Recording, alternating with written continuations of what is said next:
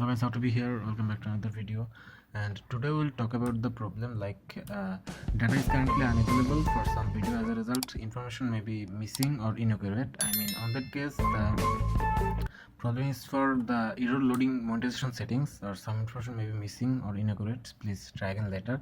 This is happen only for if you upload a new video and you forgot to create proper monetization settings, and on that case this will create a problem. I mean, if you take some time, I mean if it takes some much time to properly set the video monetization and other issues, like while you are uploading, you just take too much time to publish it, so it will create some errors like this. And this is a simple way how you will solve it.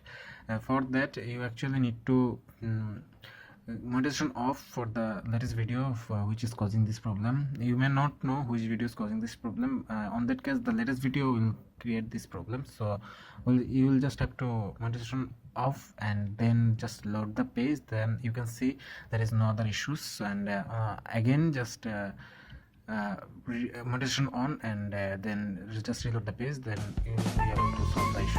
And yeah, that's all from today, guys. If you're new, just subscribe and hit the bell notification button for more. Hope to see you all soon. Take care, have fun, good luck, peace.